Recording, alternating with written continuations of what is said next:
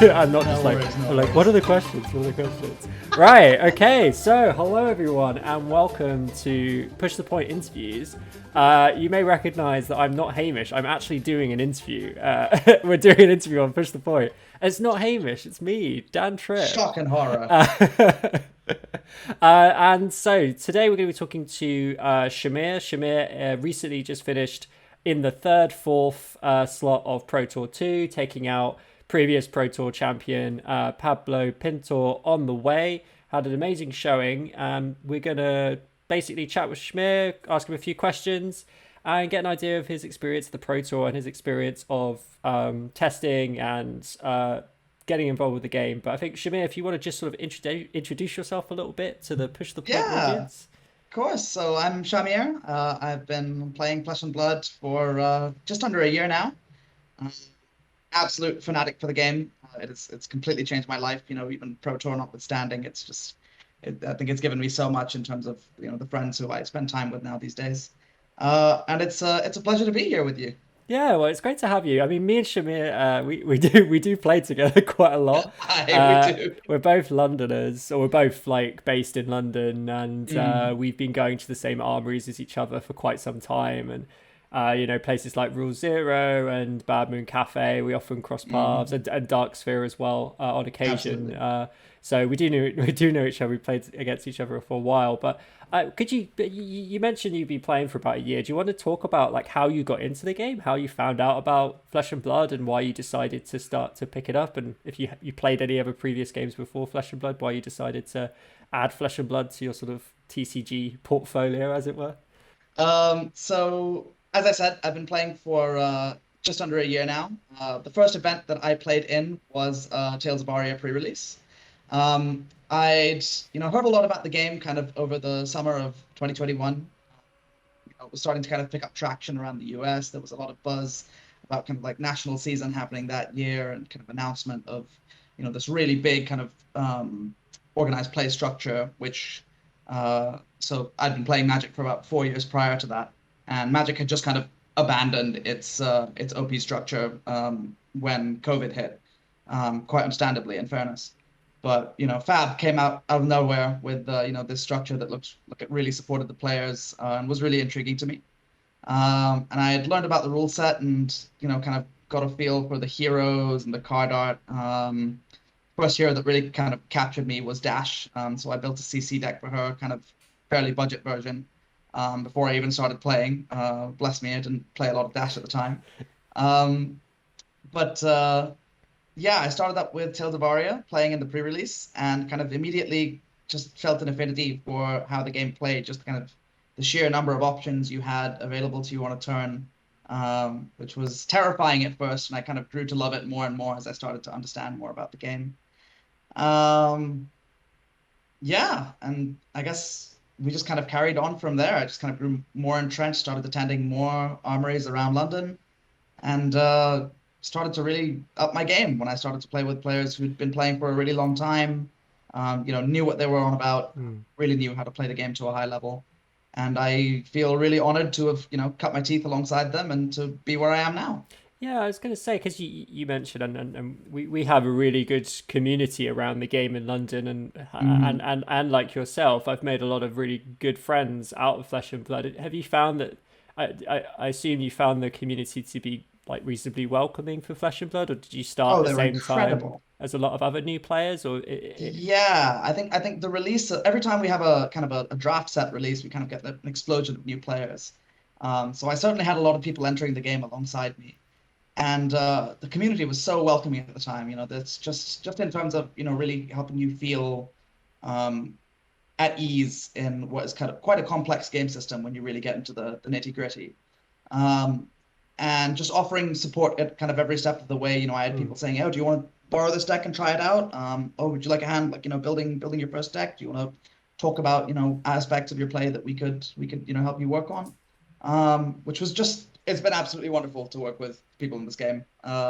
They've all been incredibly welcoming, really helped me up my game, and yeah, I couldn't have asked for more of them. And so let's talk a little bit about the Pro Tour, because obviously you had Hmm. a fantastic showing at the Pro Tour. Finished, I guess we'll say third, because it's that you A beat third or fourth, You beat Pablo and third you or lost to fourth, the winner. So I think that definitely secures you the third, in my opinion. maybe. And I wanted to talk a bit about like when you went into Pro Tour, the ProQuest season, were you sort of playing the ProQuest season with the intention of going for that qualification for the Pro Tour? Were you just playing because we always love to play Flesh and Blood? Did you have this goal in mind of reaching the Pro Tour when you were playing those tournaments? It was a little bit of both. Hmm. So the first ProQuest season that I played in was the one towards the start of this year. I think it was around February, if I remember correctly. And I was playing Viserai at the time. Had recently kind of gotten into playing Rune Blades after playing Briar for a bit and then moving to Viserai. Really enjoyed it. Had my first top eight. Was like, yeah, this is huge progress for me. And I got knocked out in the quarterfinals. And I said, okay, next time we're going to reach the semifinals. And time after that, we're going to reach the finals. And Hmm. time after that, we're going to win. Um, so I kind of set up these ascending goals for myself. And then going into the next ProQuest season, which was starting up around the same time as the first Pro Tour, I was thinking about what to play. In the end, I settled on a shift to chain, thinking, yeah, I could learn this hero as the season goes on, like have a good time with it.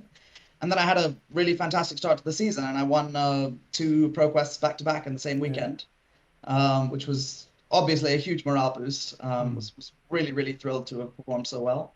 And from there, it was kind of like, oh, I've reached somewhere at least with my skill level with this game that I mean I've earned my right to go to the Pro Tour. Yeah. So let's go for it, right? And do you think it was like because I find that is that, or I found that in the past, is that winning like a tournament win really puts you in a place where you think, oh, I can do this. I can perform at the highest level. And do you find that when you did those back to back ProQuest wins that you felt that confidence that could drive you forward, and you would be like, okay, I can go to the Pro Tour and I can really perform because I've demonstrated now that I have the skills needed to win tournaments and bring home results.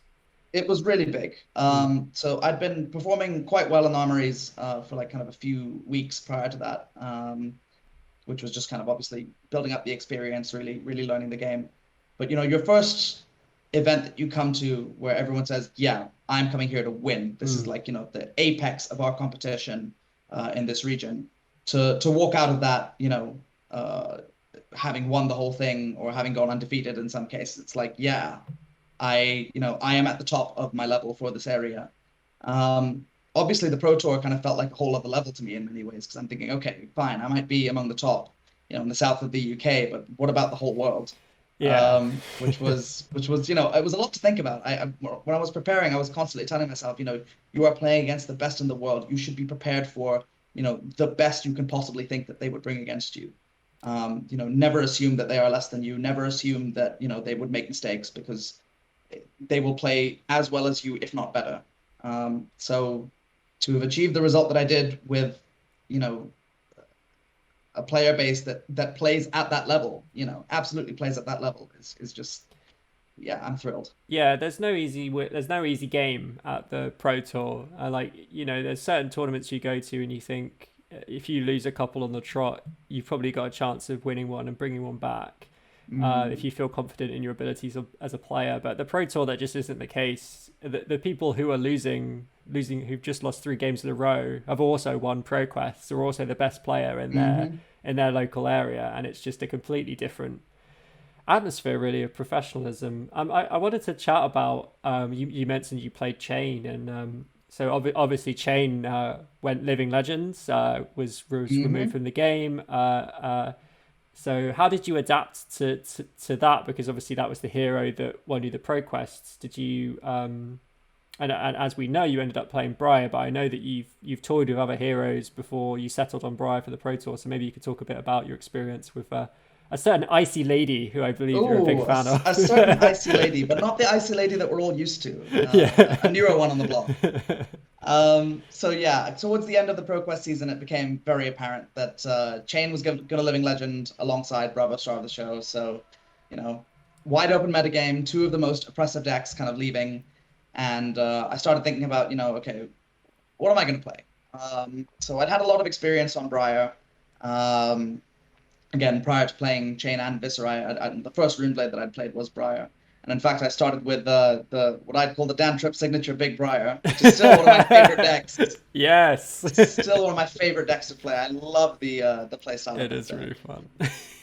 Yeah, so I'd had a lot of experience with Briar, and because of that, and she seemed like she was really well positioned to attack Prism, who very Mm, much felt like kind of yeah. one of the other really big players in the metagame who was still around. So early on, kind of immediately after the ProQuest season, I'd started working on Briar with a couple of my players in my local area, teammates if you want to call them that. Mm. Um, and I'd settled on a list that I really liked. And then Uprising came out, and all of a sudden, here's Fi, pulling off these absurd turns with stubby hammers and Art of Wars and spreading flames, and it's starting to look like, ooh, maybe Briar can't compete. Ooh, Mm. okay. So the immediate feeling was we're moving into an aggro meta game because like Fi is dominating the field while stubbies were around anyway. Briar was still a very big player. Viscerai was still a very big player. And it just didn't feel like many decks had the tools to compete with that. So I started thinking about, okay, how do I attack that metagame? And one of the first heroes I was really excited to start playing in CC after she was released was Icelander. So I'd had a lot of experience with her in Blitz, absolutely loved her playstyle, and I found that it translated quite well to CC for the most part. I had to make a couple of adjustments, but the set really gave me the tools that I needed to kind of have that variety of game plans. So I developed an Icelander deck, which I was literally until the day before the Pro Tour was saying, "Yep, I'm going to take this. Yep, I'm going to take this."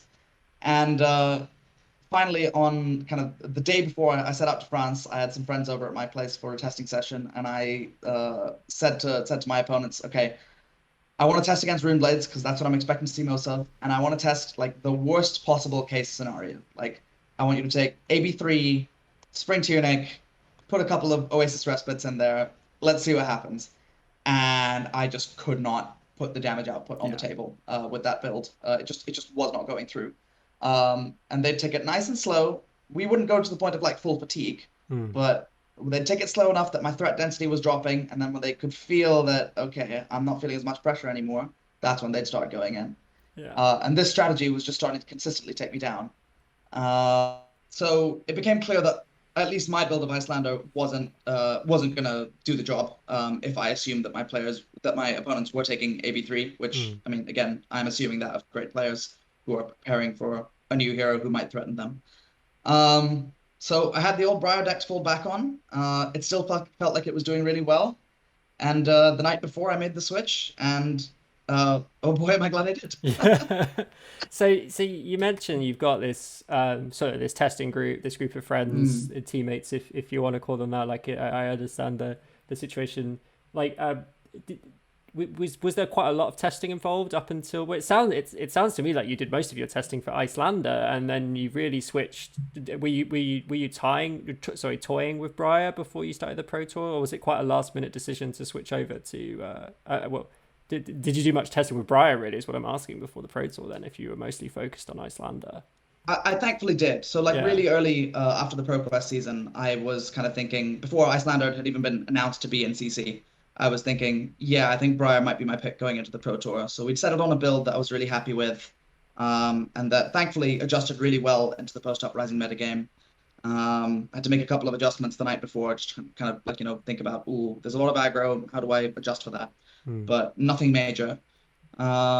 So yeah, thankfully I'd spent a lot of time testing on that, really knew my matchups, and was feeling quite well prepared on the deck despite kind of switching the night before. Yeah, and I guess the other thing we should point out is that the Pro Tour is not just a CC tournament, as you well know, well, as we both well know. There's a lot of draft involved, and actually the draft is Mm, is pretty important for setting up your day and setting up the you need to be able to draft Uprising, and you need to do well in that draft in order to make the top eight. It's just impossible to do that. And by all means, you appear to have some successful drafts at the Pro Tour. So would you like to talk a little bit about your preparation for draft, and like how you approached the draft for the Pro Tour? What was going through your head in the weeks prior? Like how were you expecting the draft to go, and how did that end up panning out for you? Yeah, so we had thankfully we had an RTN in London that was a draft RTN, so I got to practice at a fairly high level over there. My result there wasn't brilliant, didn't end up making the top eight cut. Um, But and on top of that, we had a lot of people just buying sealed product to try and get the cards that they needed, and we just said, hey, instead of cracking this for no reason, Mm. why don't we just do some phantom drafts, get some practice in the draft environment, which I think really helped me kind of clarify my strategy and my kind of card tier list, if you want to call it that. Certainly the cards I'm looking out for early in the draft going, yep, okay, that's a card that I want. Yep, that's a card that's really flexible between decks. And then when you start reaching kind of picks kind of 3 to 5, looking at a card Mm. and going, ooh, if that's come around to me, I think that hero might be open. Let's hedge into that and see what happens. So it reached a point where, yeah, kind of about a week before, we just went through the entire set and said, okay, if you open your pack, here's 15 cards. Out of all the generics, what are the ones that you could see yourself making pack one, pick one, or Mm. pack one, pick two? And then out of all the classed cards, what are the kind of highest priority ones that you want to take early on if you're settling into a class or if you're hedging into a certain class? And I think that was a really useful experience, just kind of having that clarity. I certainly made some mistakes during my draft when I was there. I can't say that I drafted perfectly, but I had a really good plan going in, and I think that plan paid off really well. Yeah. So what was your results in the two drafts that you did during the Pro Tour? Again, remind me and talk about So maybe I was mention who you drafted as well. Yeah, of course. So I was 2-1 in both drafts. In the first one, I drafted Drumeye. Had Hayden Dale of Arsenal Pass passing to me, which was quite an Pretty experience. cool. He gave me fantastic signals, and I was very much rewarded with a pack three pick one Dracona Optimi, which stole me a game. Wow. Um, so that was a really great draft. I lost in the end to the Draw My Mirror, where I made kind of one really critical error in the mid game on arsenaling the wrong card. But it was a really fantastic game. Easily like one of my most memorable draft Mm. games of the whole tournament. And then on day two, I went 2-1 again. This time drafting my favorite, Icelander. After starting with Dromai, I was kind of hedging into Dromai for the first 6 or 7 picks. And then when the wheel came around, it's like, oh, these are all Icelander cards. There is one Icelander here at most. Guess I'm pivoting. And I'm really glad I did Mm. because, yeah, I ended up with really quite a strong Icelander deck. So 2-1 in that one as well, losing to Pablo Pintor in a game that will haunt my dreams for weeks to come.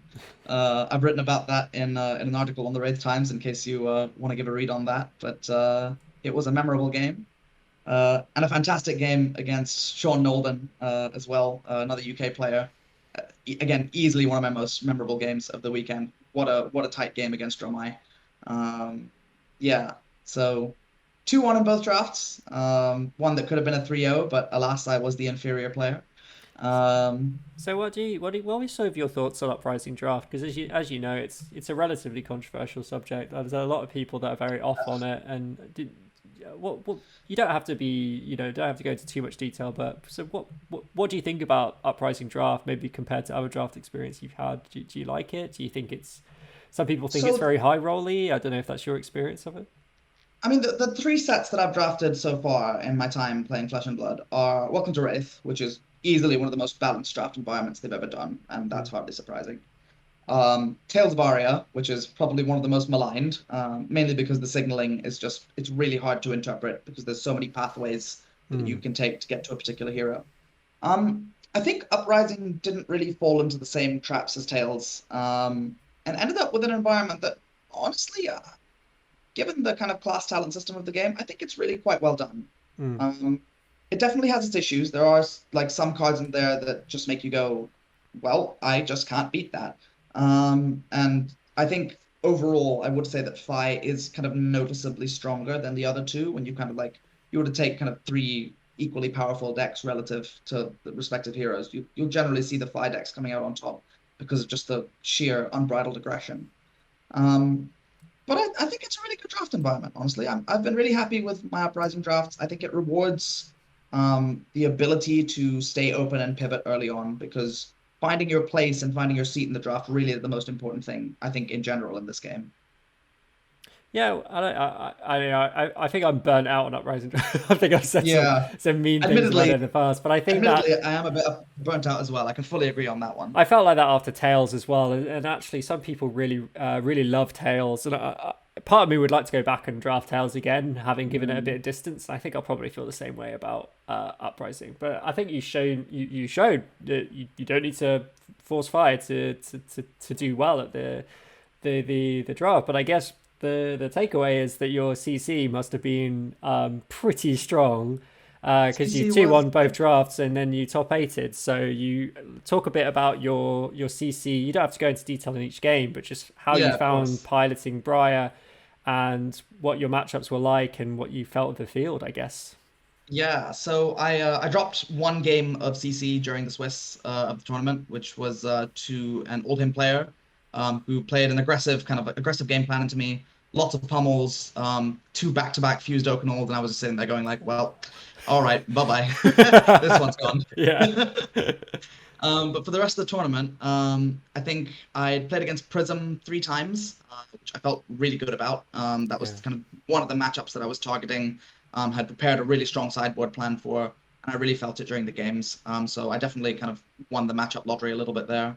And then played against Runeblades three times, once against Viserai, twice against Briar, which were close games for sure. I mean, that kind of matchup it comes down to, little edges because Mm, your game plans are kind of so similar against one another, and I can it say really so. comes down to like subtle differences in your build, and ultimately who can get the most value out of their cards, who can really put the pedal to the metal and try and cross the finish line.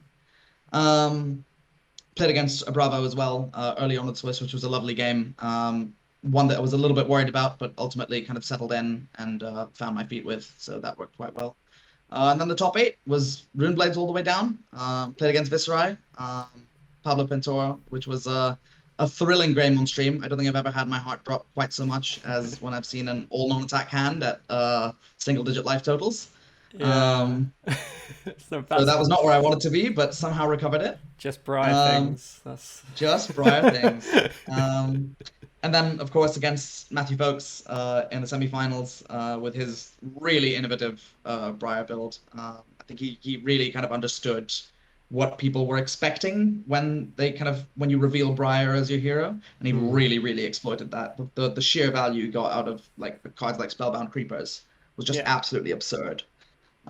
So he obviously went on to take down the whole thing. So congratulations on that one. What was it And like? What was it like on the end of day two, where you knew that you'd secured the top eight, and you knew that your first round opponent was gonna be Pablo, the winner of the first Pro Tour, and obviously there must be it must have been a little bit intimidating to know that in the morning you'd be waking up and playing against essentially the best player of Flesh and Blood in the world at that point. I think that's pretty fair to say. yeah, I think that is fair to say.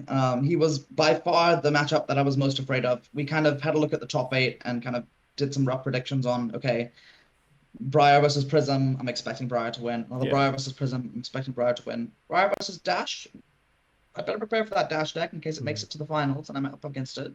But ultimately, the main matchups I had to prepare for was the Briar Mirror, that dash, Christian Hauck's dash, in case he managed to take down two Briars on the way, and Pablo on Viserai. Mm. And Pablo was by far one of my most terrifying to play against because Viserai, I think, tends to have a bit of an edge over Briar in the consistency of his game plan. Mm. Um, but Briar obviously has the insane power of Channel Mount Heroic, which I absolutely rode all the way to the finish line.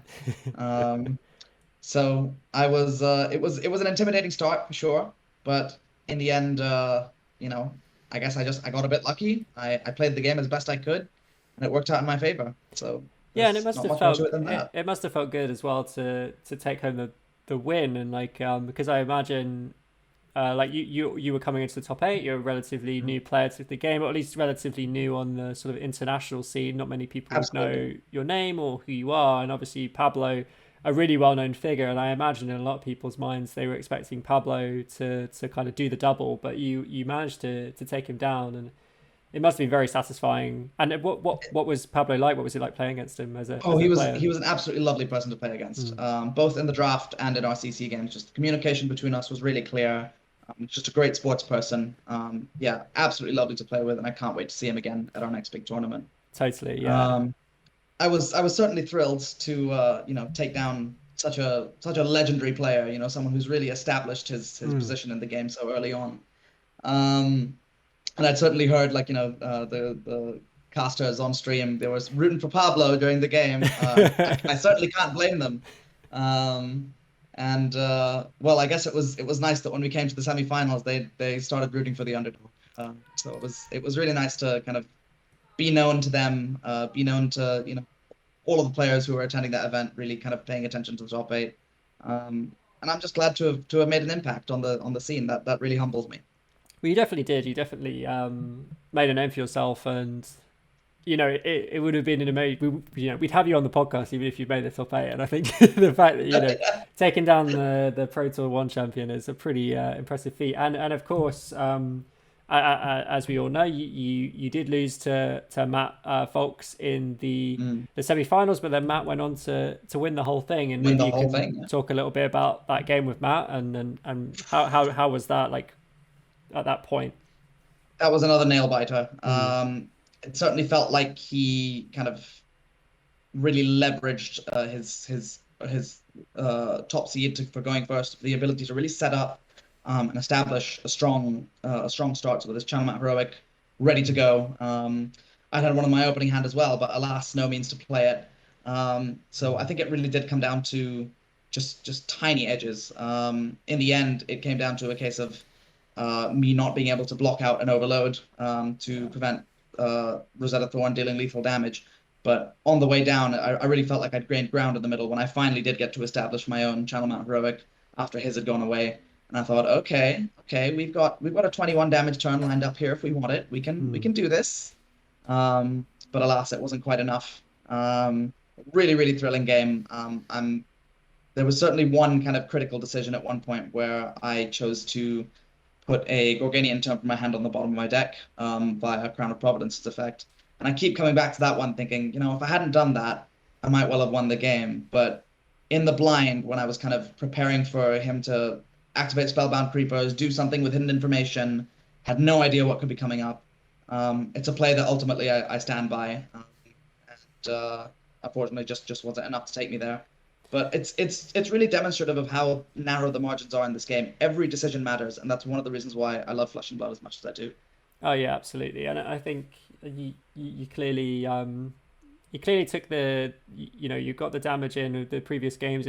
That's the thing with these matchups is they always end with such small life margins of Yep, difference, absolutely. and it's all about pushing through the little bits of damage. And I've had games where I've missed like a +1 from an Art of War on the final attack of the chain, and you just know that that's going to cost you the game. Like, Yep. it's 1 point can be all it takes. Because you win yeah. on one, it's still a win. And yeah, so it's one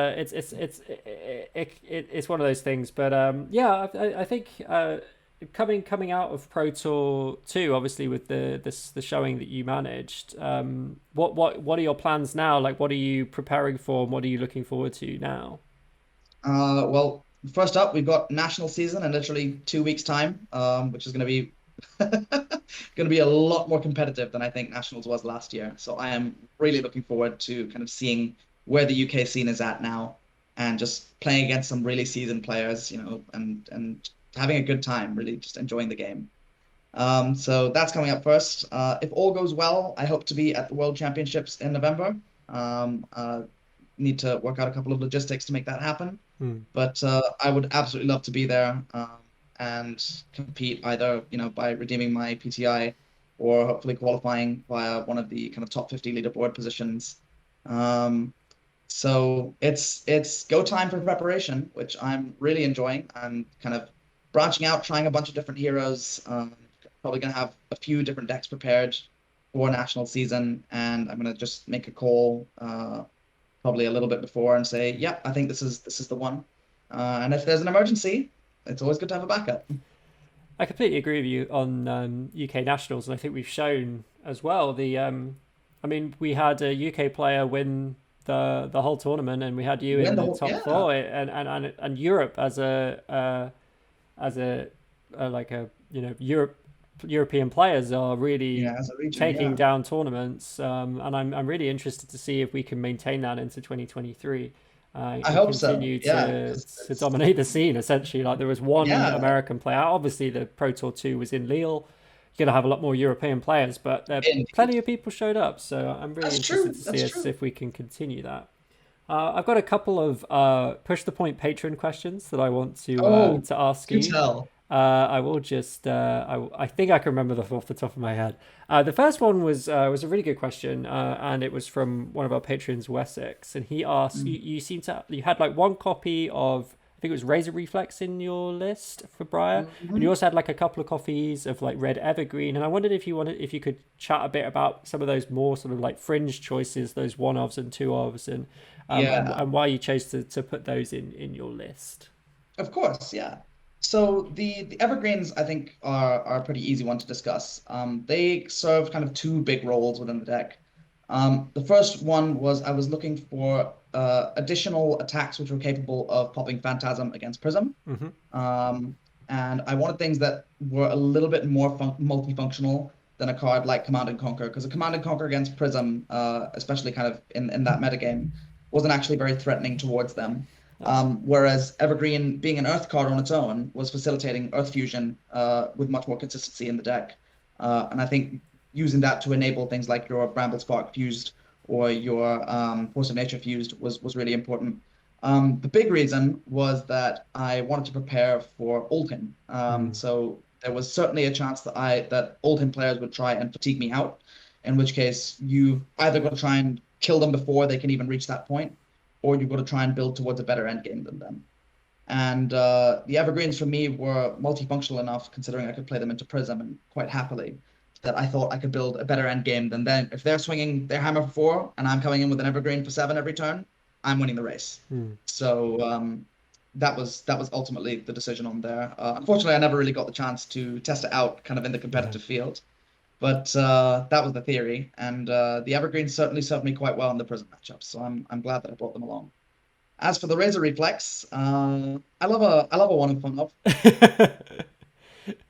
So the big thing there is that I think threatening go again with Briar is something that you can do with a lot of consistency in the early game, and maybe even through the mid game. But certainly as the game drags on and you spend more of your non-attack actions and more of your cards with kind of inherent go again, you'll reach a point where you end up with a bit of a clunker. You can't quite get the go again that you need to, say, enable Rosetta Thorn or really push through an important non-hit effect. Hmm. And Razor Reflex was just a card that does that really well. It lets you leverage your tunic counter really effectively, and it lets you leverage extra resources for pitching a blue, which often when you pitch a blue for one or two one cost cards, then it's important to be able to get full value out of the three resources that you get. So Razor Reflex was really good at doing that. Um, and then of course there's just the psychological factor of when your opponent sees you pitch that and you play a Sonata Mechanics, they go, "Uh-oh, I have to play Yeah. around that." I like it too. Like I like a razor Mm. reflex in the deck. I have to read the next one because I have to. Apparently, I need to ask this exactly as Word for presented. word. This is from Darren, also known as I'm Oh a Bunner. yes. Oh, I Uh, love I'm a bunny. and the question is, sheesh or sheesh? Mm, That is mm. the question. Presently, I'm feeling a bit more of a That was so high, you went off the range of Oh the no! audio. Oh no! Okay, you know what? We'll Try it try a bit again. lower. Try it again. Try it Try again. again. I'm feeling right now. I'm not quite feeling the sheep. I'm feeling the sheep. There we That's where we're go. at. So I had to ask that exactly right. Apparently, I'm glad there's now a physical evidence. So Excellent. the evidence I of me got another saying that sheesh on wrong. camera. That's all I'm here for. That's getting I'm the clipped. sheesh Yeah. machine. Shamir, thank you so much for joining us on Push the Point and answering these questions. If you have any other questions for Shamir on please put them in the comments below, and we will. I'm sure that we can get them answered. And yeah, I think it just goes to show the progression you can have in this game to go from starting the game like a year ago and playing in armories and skirmishes and pro quests to reaching such a high placing at the Pro Tour, and I think it's very inspirational for a lot of people. So I think you've done the UK community, the Flesh and Blood community in the UK, really proud to place as highly as you did, and to show to take down some incredible players, and in the process demonstrate that you're also an incredible player by winning those games. So just huge congratulations for doing as well as you did, and enjoy spending the money as the other day. I certainly will. And you got a gold foil grasp, was it, in the end? I've got a gold foil grasp of the Arknight, which I find myself growing more attached to day by day. So I think that one is going to be staying with me, but we will see. If tough times are coming, then I guess, that's always sitting in the back pocket. You almost certainly didn't see it because you would have been very distracted. But I was stood behind James White, and I could see which one was the grasp. So I was holding like two up in the air. You were definitely not paying attention. It's got to be the middle one. It was the middle one. I was like, yeah, he's going to pick the middle one. I know. Shahmir, thank you so much for being on the podcast. I'm sure we'll have you on again in the future when you take it one step further and take down the whole thing one day. So fingers crossed. Yeah. Thank you so much for having me. It's been a pleasure. That's all right. If you want to check out Shahmir, you have a Twitter, I believe. I'm on Twitter, just at Shahmir Sami. And you've got an article on the Wraith Times that you guys are. We'll put a link to that in the description. Writing there pretty regularly, so do check that out. It's a fantastic website for upskilling yourself. I'd certainly say some of my biggest lessons that haven't come through gameplay have come through there. So definitely give the Wraith Times a look. Fantastic. We'll link that down below for everyone. So I recommend checking that out. And thanks everyone for listening, and we'll see you next time. Bye. Jesus. Sheesh. Sheesh. Oh, I love it.